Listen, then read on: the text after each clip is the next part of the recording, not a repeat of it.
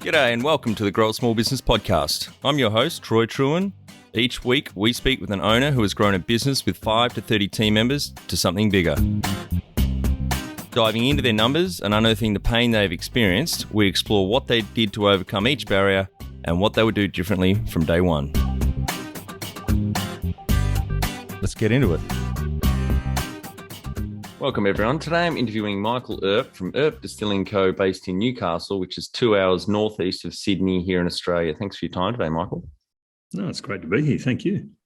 Let's start with how we know each other. So our connection is the Distillers Institute, which I founded with 3 business partners a bit over a year ago now. We've got about 230 students in that online course, people wanting to set up a distillery in Australia, and it's more focused on the business side, so business plan, marketing plan, financial model. And Anne Gigney, one of my co-founders there, you met some years ago when you flew down literally for the day. You had a very long day. I think you said you left at 3 a.m, got back at 11 at night, all the way from Newcastle down to Tassie and back. So, yeah, no, she's a fantastic lady, very helpful.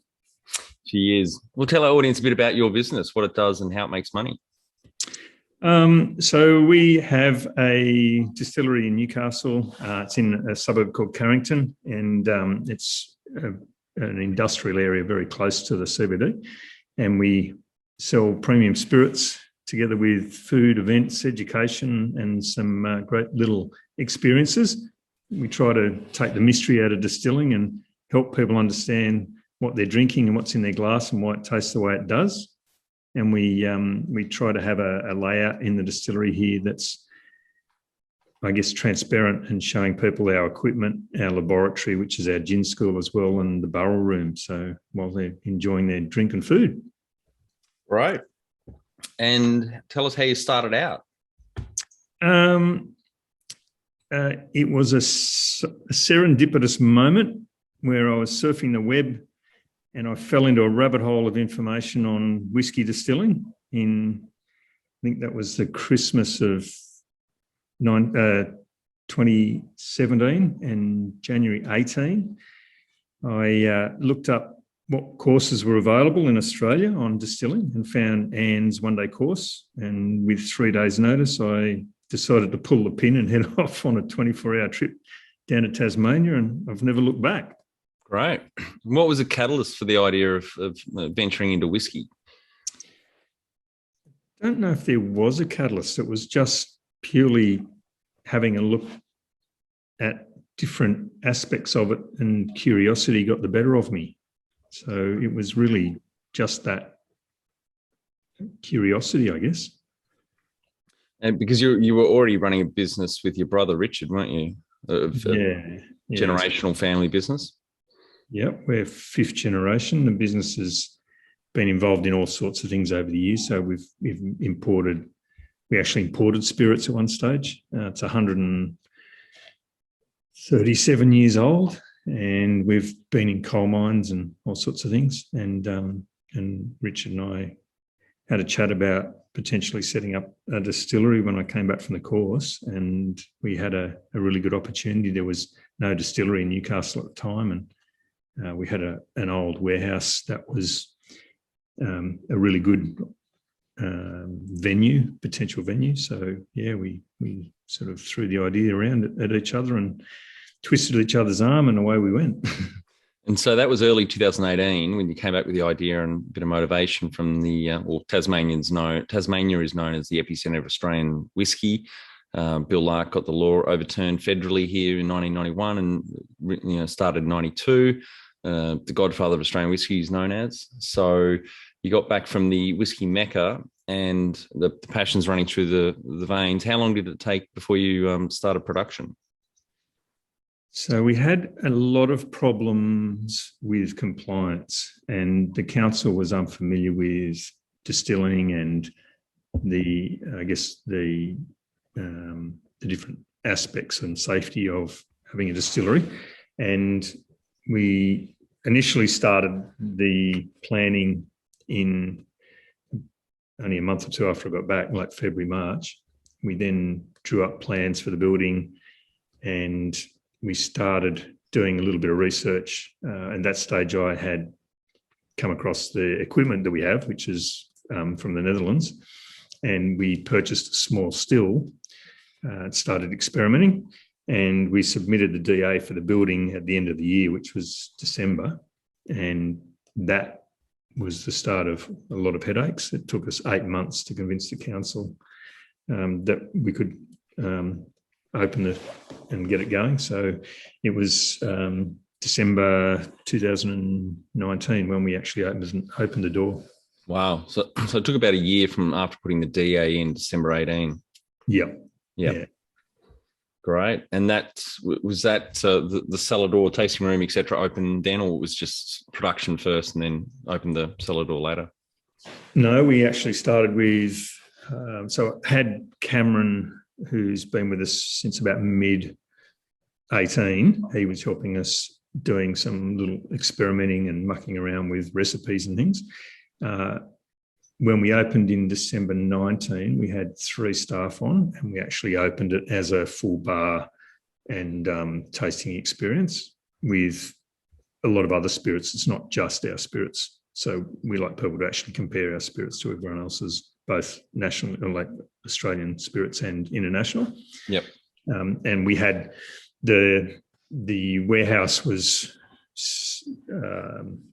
only about a third of the building at that point in time. The rest of the building was occupied. So we had the still and everything on display behind a big window. So you could actually walk in, you see the still, you see all the spirits behind the bar, and you could actually look into the laboratory area and see what was happening as well. So again, it was all about that transparency and having people understand what the processing was. And so early 2018, when you decided to jump into this, how old were you then? I was 53 and probably going through another one on my little midlife crisis. Half-life crisis, yeah. But you're obviously already an experienced business person, running the other business with your brother. Yep. And do you have some key numbers you can share to illustrate the growth of the distilling business? Yeah, we do. I don't know if they're really that relevant because of all of the turmoil with COVID, but just some idea. So calendar year 19 rather than financial year was 0 because we opened it in December. The next calendar year, we did probably about 1,000 cases up until the end of 2020, and probably 500,000 in sales in the bar area and those sorts of things, those events, experiences, tastings and so on. The calendar year we're in at the moment will more than double all of that, and I'm hoping next year to double it again. Great. And those cases, they're 6 bottle cases or 12? 6.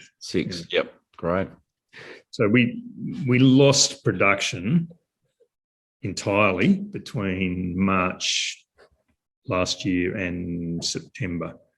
Because you pivoted to hand sanitizer? Yeah.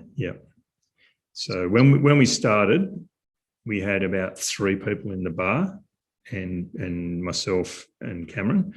We then slowly progressed that to currently 10 full-time and 10 casual. So it's approximately 16 full-time equivalent. Great.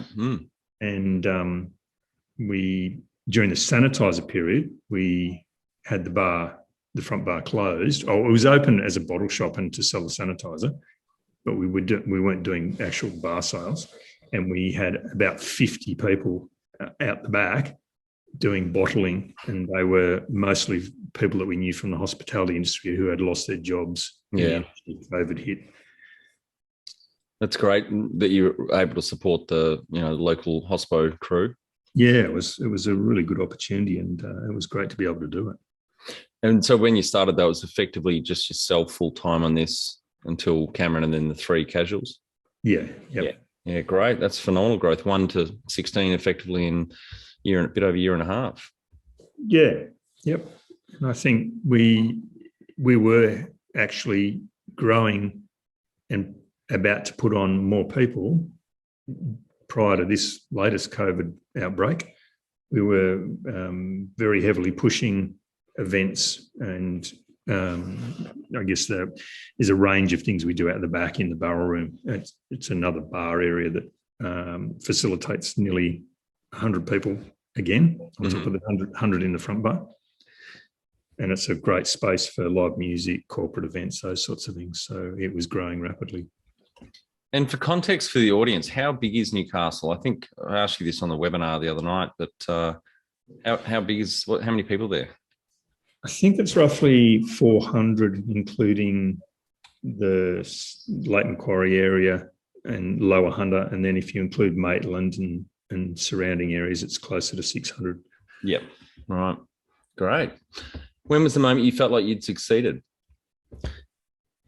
I don't think we've had lots of small wins, but I don't think we've really succeeded as yet. And winning several gold, silver and bronze medals in national and international competitions has been nice. But to me, that point of success is really about us being recognised as a world-class distillery, producing premium spirits that are recognised by public and our peers. And we're operating with a champion team that makes me redundant. That's good. Isn't that the objective of a business owner, though? It should be, yeah. That's great. And what does success look like to you? That world-class distillery, that's what I'd really like to see, is that name and brand that when we're travelling overseas one day in the not too distant future, hopefully, people, I can see that bottle on a shelf somewhere overseas and go, wow, that's impressive for me to see our own product. Yeah, it's an incredible feeling when you see that. Yeah. Number one thing you'd recommend to marketing a fast-growing business? Return customers who love the product and the experience so much that they actually become advocates and ambassadors for our business. Yeah, it's a huge thing I think small business owners don't put enough time and resources into, is looking after the customers you have, because it's obviously cheaper to sell to your existing customer base than it is to go and acquire new ones. And a lot of that can just come down to simple things like staff training to make sure that they're providing a consistent experience and a great experience to your customers, so they rave about you and bring in their friends, and word of mouth really gets out there. Oh, it's so important, not just for the distillery business, but the other part of the family business, which is in the building supply business. And there, like you say, they're the cheapest customers you have in terms of maintaining them versus getting new ones. And one of them can reach out to another 10 potential customers. Yeah. What about funding the business? How did you fund the distillery? There's a combination of some borrowing of family money, some working capital from the existing businesses, and some minor bank lending via asset finance, and then carefully managing the cash flow after we started generating the revenue and making sure we kept a very close eye on costs. So no other investors apart from family then? No. Yeah. And I guess we were also very lucky in that initial stage. We were open for 3 months prior to the COVID,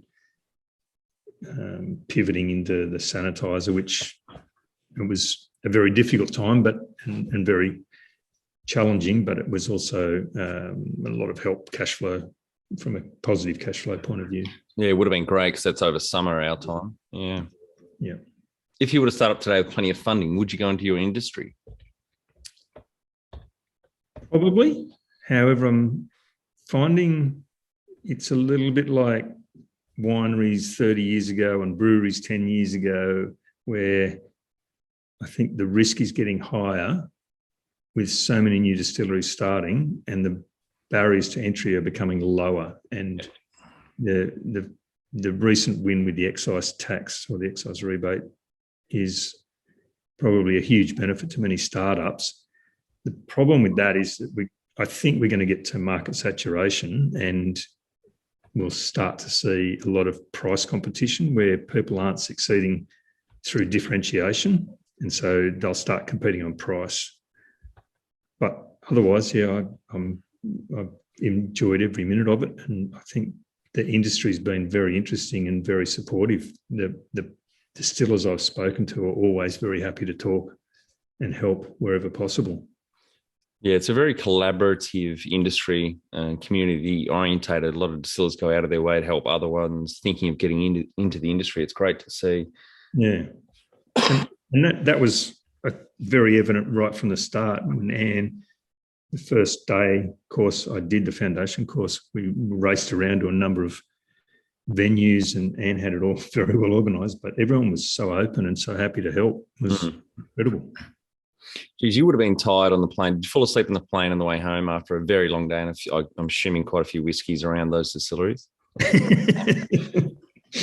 Yep. It was fun. Yeah.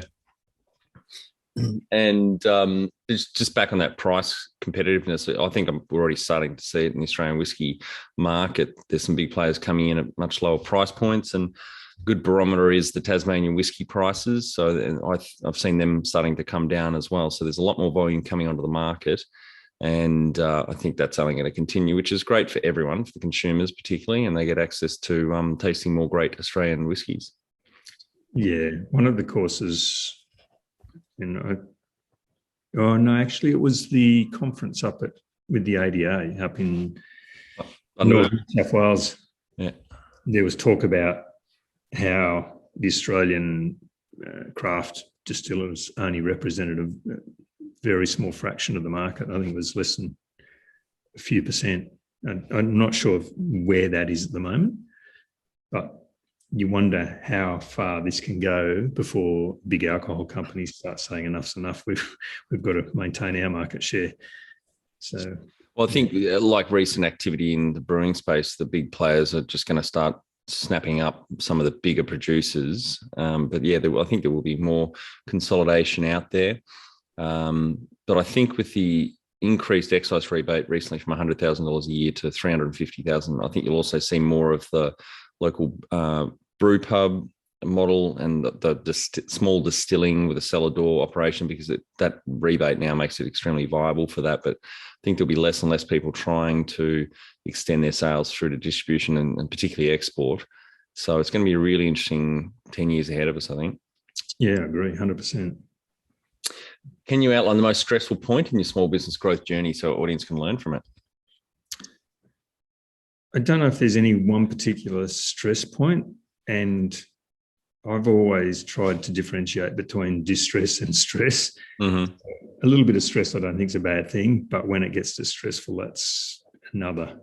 And I've had, I guess, three areas that I see them as ongoing, but dealing with some of the council and government departments, they have a very different outlook on how things should be, and sometimes make life very difficult with compliance.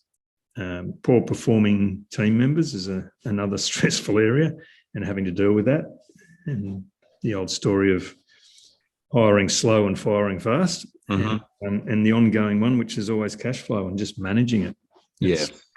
It's very hard when you're trying to build a business and you have stock that you need to put away for 2 years and pay for barrels and the production side of it. And it's very easy to get caught out in that area where you just produce and put barrels away. And you have to really carefully manage that process. Yeah, for the audience that's not familiar with whiskey, to be called legally whiskey in Australia, you've got to be in the barrel or the cask for at least 2 years. In Scotland, it's 3 years. So that's a lot of capital tied up in those casks, the spirit sitting there maturing away. That start by distilling spirits that aren't matured. So your vodkas, your gins, limoncellos, things like that, which we started with as well.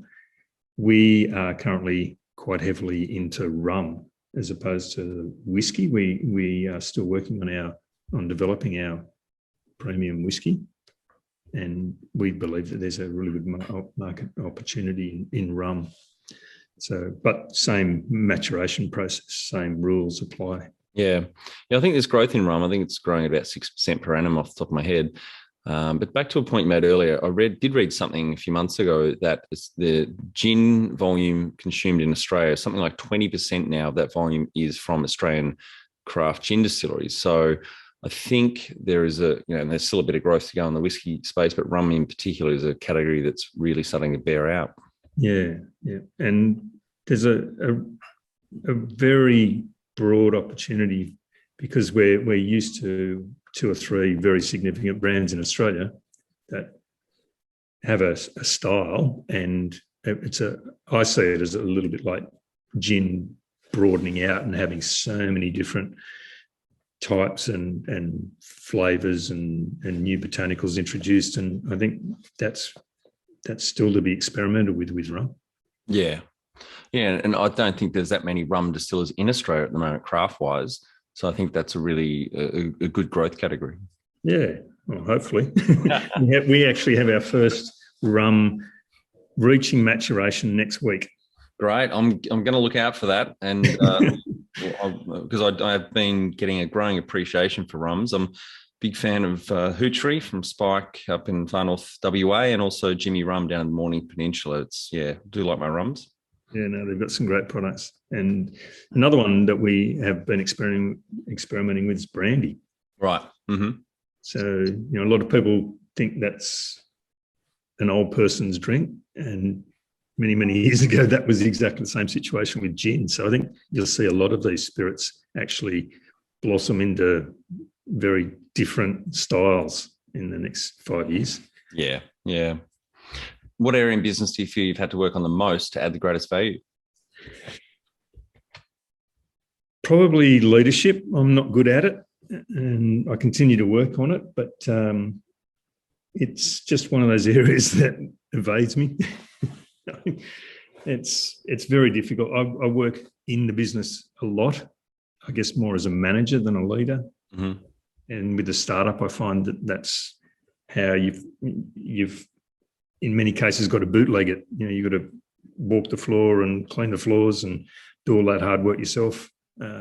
It's not a case of just employing someone to do it all the time. So, yeah, I really have to work hard on leadership skills. What have you enjoyed least about managing fast growth? Balancing life and work. And in a startup, that goes completely one-sided, very long hours, and it's been challenging for family and some of our team and myself. And hopefully next year, if we get through COVID or towards the end of this year, we can try and make a goal of finding a better balance. So you were fairly well in balance in the other business before you decided to do this capital-intensive startup? Yeah, I'd have to say, I was still working 60-hour weeks, 50 to 60-hour weeks, but I'm now doing 70 plus. And I've noticed that balance going out the window for the last 2 years. And what do you love most about growing a small business?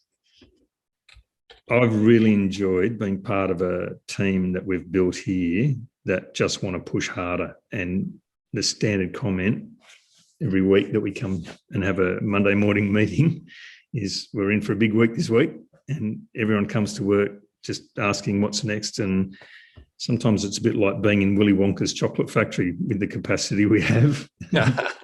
It's just, it's really good fun, and it's really great to see the team just wanting to go harder and harder and try new things and push things. And it's been fantastic. What's been the biggest mindset shift for you in your small business growth journey? I guess being in the more mature business and then moving into the startup, it's been that I can't do it all. And as much as you think you know a lot and you don't want to let some things go, you have to, and we all get it wrong sometimes. Then you need to make sure that you're not managing by consensus either. Yeah. So I like to have the management team feel like they have a lot of input and can influence the outcomes, but it's a bit of a fine line sometimes. Yeah, it's a difficult balance, isn't it? Finding, when to make the decision or go to consensus. Yeah. Yeah. And what's the number one habit you think a small business owner needs to develop and maintain? Probably humility and some sense of humour and keeping it all in perspective. Life's pretty short and we've got to have some fun on the way. Totally agree. Yeah. Find it hard to define a clear strategy, then communicate it and execute it alongside the rest of your team? Or you currently don't work a simple quarterly strategic plan to boost your team's performance? Our Business Growth Formula online course is perfect for small business owners with 5 to 30 team members wanting to grow. We share the mindsets, habits and tools to be a legendary leader in your business. growsmallbusiness.com.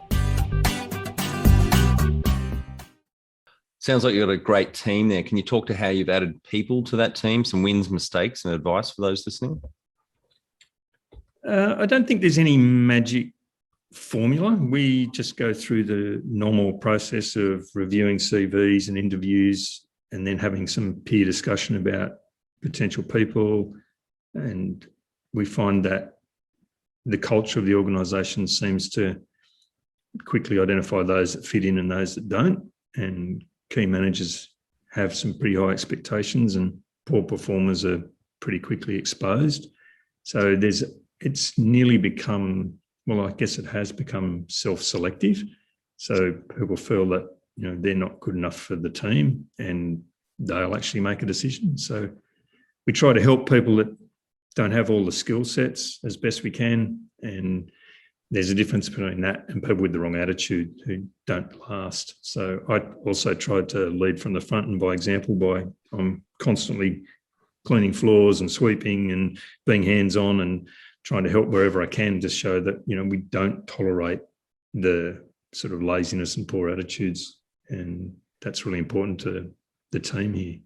Yeah, I think it's one of the most important things in hiring. Well, there's two things I look for, attitude and aptitude, but it's hard to filter out those ones with a shit attitude. And it's not really till you see them in action under a bit of pressure, their real attitude bears out. So yeah, getting someone with a great attitude that's smart, you can teach them what they need to know, but that attitude and the cultural fit, as long as they're not an arsehole, they're toxic, it makes all the difference to a cohesive, high-performing team. Yeah, and those, like you say, those toxic ones are the ones that they sometimes can disguise it very readily. And what we find is that they're away for a week and all of a sudden everyone realises that they weren't doing that much. Yeah. And what are some things you recommend to building a sustainable and kick-ass culture to help with the growth? I guess we're not bulletproof. We all make mistakes. And the most important thing is realising what those mistakes are, having a bit of a chat and making sure that we're not repeating them over and over again. So there's also the other flip side of that coin, which is you can't succeed without making some failures.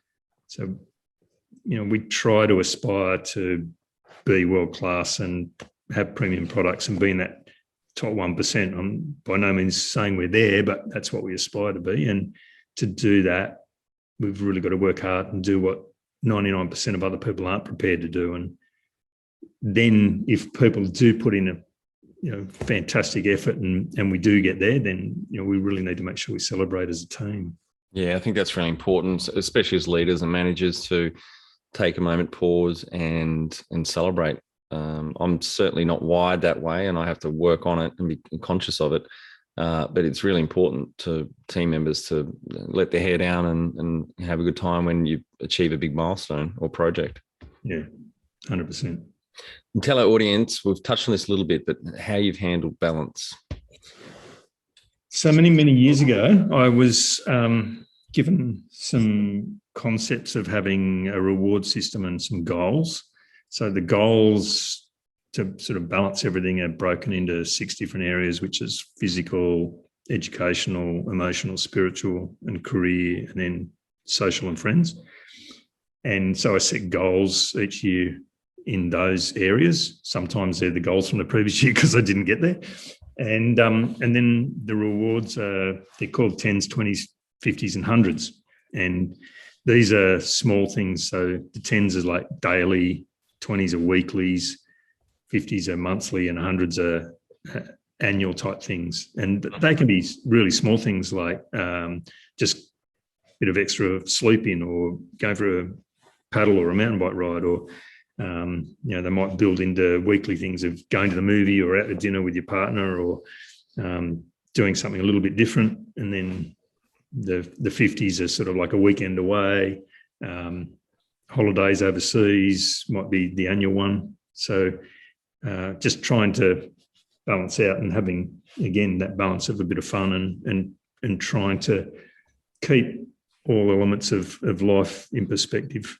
So there's also a little quote there I love, which is think clearly, live differently, fight fiercely, and stand courageously. That's great. Do you know who said that one? No, I don't. I've got to go and look it up and find out again. I like that one. How much professional development have you invested in yourself over the years? A lot of personal research. I'm by my very nature, I'm curious. So I'm constantly just looking things up and searching the web and trying to do little bits and pieces here and there that really are self-learning. I don't do that many professional courses now. I have done quite a few, and probably 10 hours a week of just looking things up on the internet. Yep. Just find a curious aspect of something, even the way people do. Like I might be at work and we may have an issue with a ferment. So I will go home that night and just spend hours trying to find out every possible aspect I can. That's good to study it and understand it. Yeah. Have you had mentors or coaches along the way? I've had a group of people. So I was a member of an organisation called YEO and YPO, which is now called EO. So it's a worldwide network of amazing people that they hold social events and special events and forums, and it's very well organised, and I'd recommend it to anyone that can join it. And I think just having that group of people, that some of them have become lifelong friends, and I withdrew from it some time ago, but I've stayed with some of those people on a weekly basis, communicating and just discussing things. And I know that I can use them as mentors or just a feedback loop. They're not yes people. Yeah. That's good. That's what you want. Yeah. And do you have a board of directors or advisors for the distillery? We did have, we hold board meetings every second month, which is basically internal people, an accountant come finance person, and my brother and myself. We did have an outside advisor up until mid last year, and we decided to change that back to just the three of us to make things a little bit more flexible and quick, being able to react more quickly to things with COVID. And we haven't gone back to having that advisor on board. So at this stage, it's a little bit of a yes and a no.